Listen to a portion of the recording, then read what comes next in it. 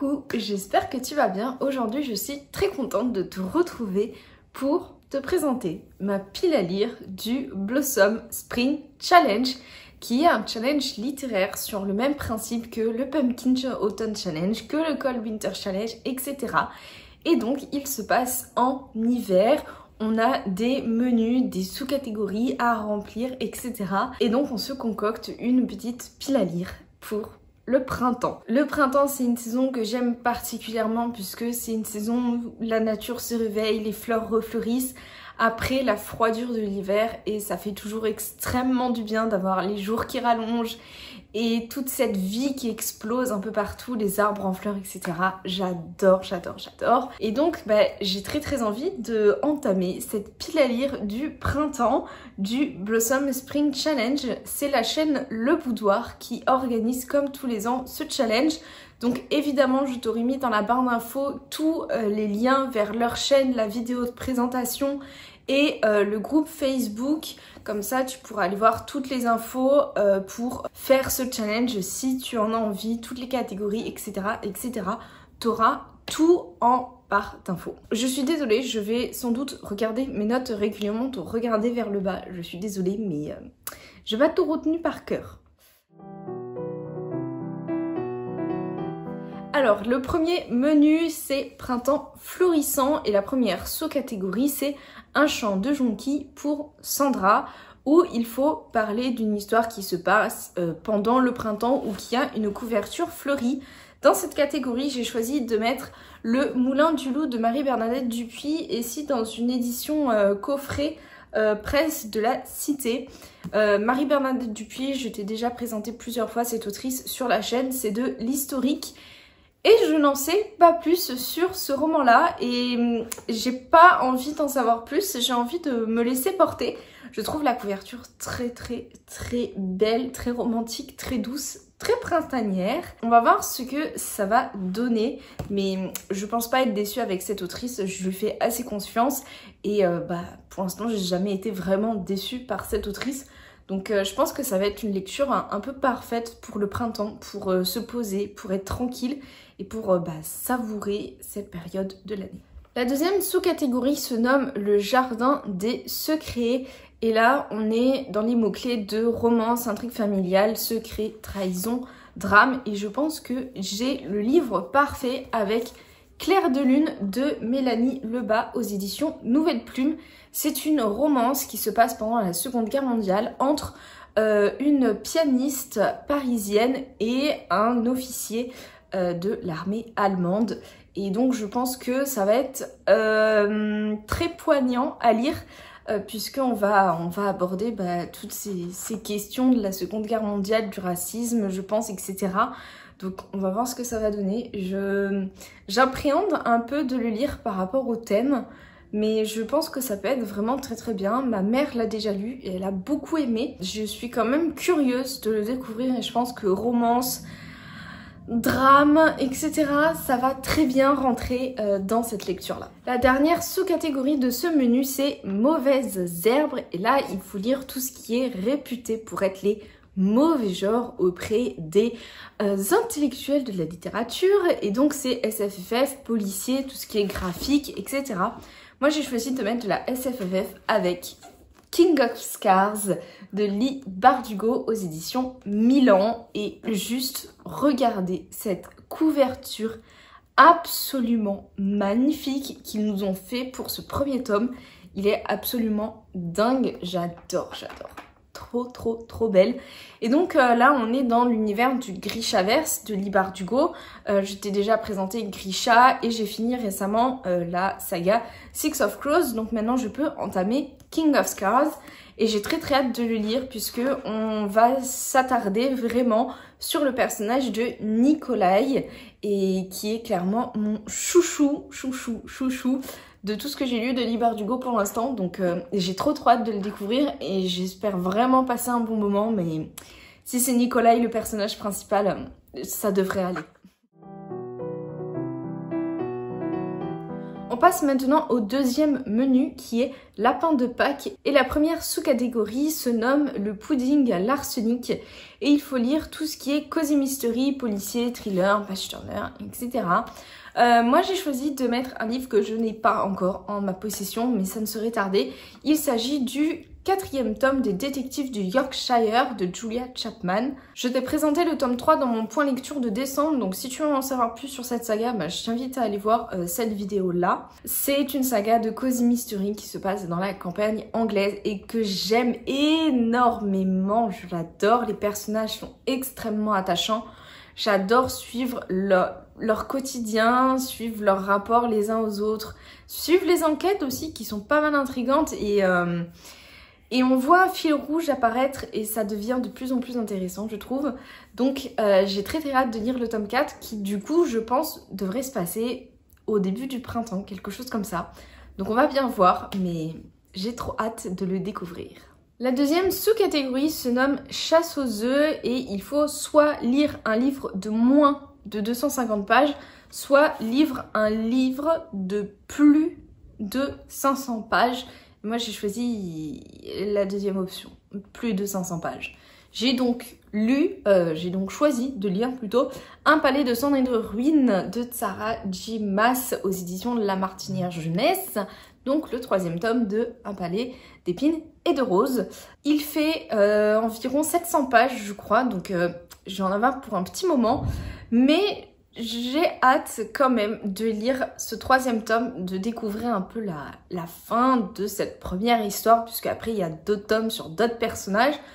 Donc on va voir ça, mais on va voir. J'essaie de faire un peu abstraction de mon avis du 2e et de mon avis du 1er tome pour me lancer dans ce 3e tome et le savourer à sa juste valeur, on va dire. Je pense que je vais passer un bon moment de lecture quoi qu'il en soit. Mais j'appréhende un peu quand même de terminer et de voir un peu comment ça va se terminer cette histoire. On va bien voir. La dernière sous-catégorie de ce menu m'a donné un peu du fil à retordre pour trouver un titre puisque ce sont des mots-clés qui ne me parlent pas spécialement. Donc cette dernière sous-catégorie se nomme Madeleine de Proust et donc les mots-clés sont poésie, art, classique, théâtre. Là je suis partie plutôt du coup vers tout ce qui est classique avec un classique de la littérature française, un classique précurseur du genre de la science-fiction qui est Le Tour du monde en 80 jours de Jules Verne. Et Jules Verne c'est un auteur que j'aime énormément, je t'en ai déjà parlé aussi plusieurs fois déjà sur la chaîne. Le Tour du monde en 80 jours je l'avais déjà lu. De toute façon, je crois que tout le monde sait plus ou moins de quoi ça parle sans l'avoir forcément lu, tellement c'est connu. Mais je me souviens que quand je l'avais lu, j'avais énormément aimé, j'avais passé un super moment de lecture. Et là, j'avais très envie de m'y replonger encore un peu. J'ai très envie aussi de relire 20 000 lieues sous les mers que j'avais adoré. Et donc là, j'ai bien envie de me le refaire pour le printemps, me faire un petit Jules Verne, ça va me faire du bien, c'est une valeur sûre. Je sais que je vais passer un très bon moment de lecture. Le 3e menu se nomme Escapade printanière et la première catégorie se nomme Clip Clap Clip puis d'avril avec les mots-clés jeunesse, réécriture, relecture.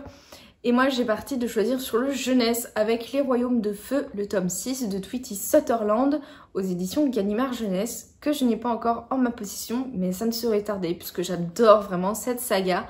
Et je t'avais d'ailleurs parlé, il me semble, il n'y a pas très longtemps, du tome 5 et donc de la fin du premier cycle. Et donc là, on va entamer un nouveau cycle et j'ai déjà trop hâte de le découvrir, de voir quel dragon on va suivre. J'aime vraiment énormément cette saga jeunesse et je la recommande vraiment si vous cherchez à faire aimer la lecture à un jeune. Foncez sur cette saga parce qu'elle est merveilleuse. La deuxième sous-catégorie est l'éveil de la nature avec les mots-clés anticipation, écologie, environnement, nature writing. Et là, je suis partie plutôt sur les thématiques de anticipation, écologie avec la baleine blanche des mers mortes. Donc dérivé du titre Mère morte de Aurélie Wellenstein. Et donc là, c'est visiblement le scénario, c'est Aurélie Wellenstein. Et le dessin, la mise en page, etc. c'est Voix commun. Donc c'est une BD qui nous parle visiblement d'un personnage, si j'ai bien compris, qu'on rencontre dans Mère Morte. Et là, on découvre un peu sa jeunesse, etc. Je trouve la couverture magnifique. J'ai eu un énorme coup de cœur pour Mère Morte. J'ai trouvé que c'était un roman absolument fascinant, incroyable, qui fait réfléchir, qui est très fort et j'ai vraiment adoré. J'ai passé un énorme moment de lecture, vraiment super bien. J'ai adoré. Et donc là, bah du coup, j'ai trop hâte de découvrir cette BD et j'espère vraiment qu'elle sera au niveau du livre.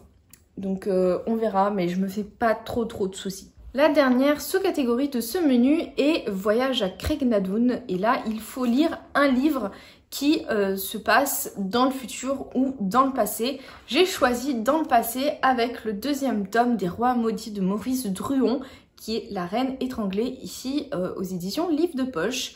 Je t'ai déjà parlé aussi il n'y a pas très longtemps du tome 1 que j'avais adoré, que j'avais trouvé incroyable, d'un réalisme fou. Et bah du coup je me fais le deuxième tome et il me tarde déjà de le lire. Et très clairement j'aimerais, dans l'idéal, me lire tous les tomes de cette saga dans l'année parce que c'est vraiment super bien, j'adore.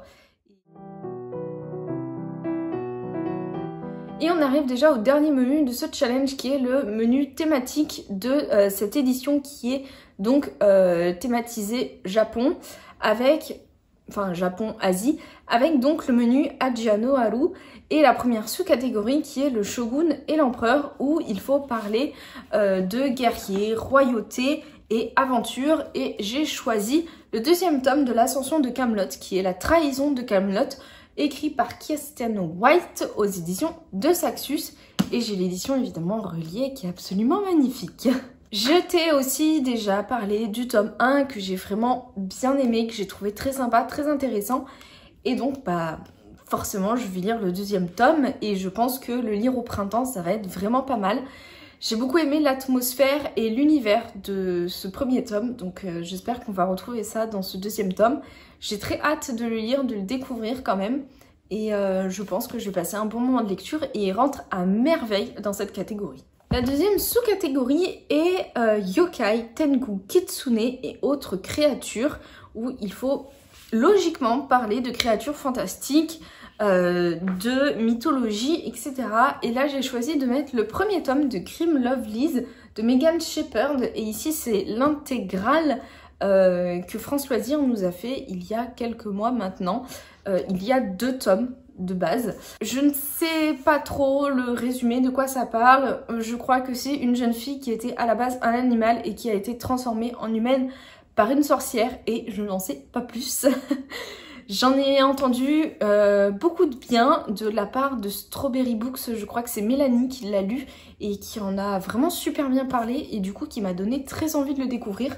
Donc bah maintenant je vais pouvoir le faire en le mettant dans cette palle. Donc on va bien voir si j'accroche ou pas. Et la dernière catégorie de ce menu et de ce challenge, je n'ai pas du tout trouvé à la remplir. Je ne sais pas du tout quoi mettre dedans. Il s'agit de contempler les fleurs au mont Fuji avec pour mots-clés spiritualité, développement personnel, essai. Et ça pour le coup c'est une littérature que je ne lis pas du tout. Donc je ne sais pas du tout quoi mettre dans cette catégorie-là, donc bah tant pis, j'ai envie de dire, c'est pas très grave. J'ai déjà pas mal de belles lectures à faire, donc on verra bien. Sachant que cette pile à lire peut aussi changer avec le temps, parce qu'il y a d'autres livres qui me font très envie. Je pense notamment à Prospérine, Point, qui m'intrigue et qui me donne tellement envie de le découvrir.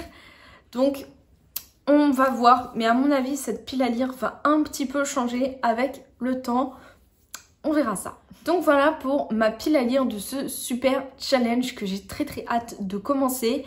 Et n'hésite pas à dire dans les commentaires si toi aussi tu participes, quelle est ta palle et si il y a des livres qu'on a en commun et s'il y a des livres aussi que tu as déjà lus et que tu me recommandes vraiment. J'espère que cette vidéo t'aura plu, que tu auras passé un bon moment en la regardant. Bon, en tout cas, j'aime énormément faire ces vidéos-là parce que ça met vraiment à fond dans l'ambiance, ça booste, c'est trop bien.